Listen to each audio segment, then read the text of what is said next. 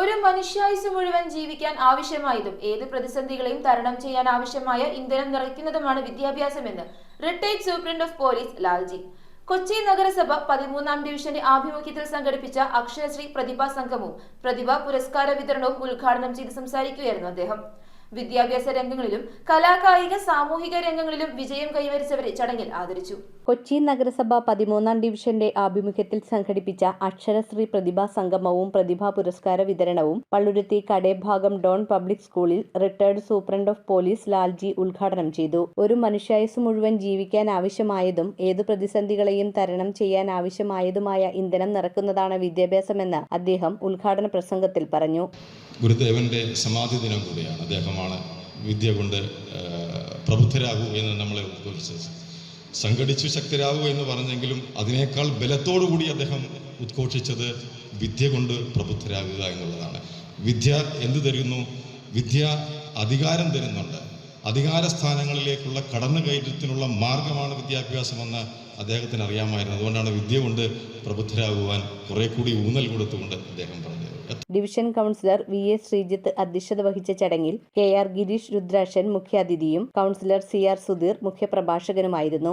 അപ്പോൾ വിദ്യാഭ്യാസം എന്നുള്ളതിനെ എത്രമാത്രം കഷ്ടപ്പെട്ടിട്ടാണെങ്കിലും അതിനെ ആർജിക്കുക എന്നുള്ളത് മലയാളികളുടെ ഏറ്റവും പ്രധാനപ്പെട്ട ഒരു അജണ്ടയാണ്, പ്രയോറിറ്റിയാണ്.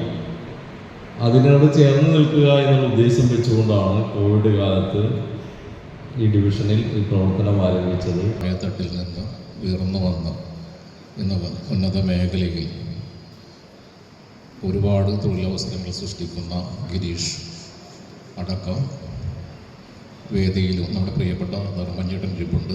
ധർമ്മഞ്ചേട്ടനടക്കം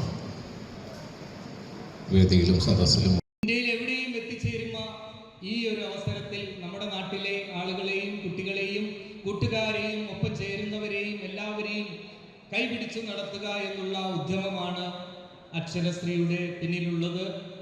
നമ്മുടെ മേയർ തന്നെയാണ് ഇതിൻ്റെ ഔപചാരികമായ ഉദ്ഘാടനവും നിർവഹിച്ചത്.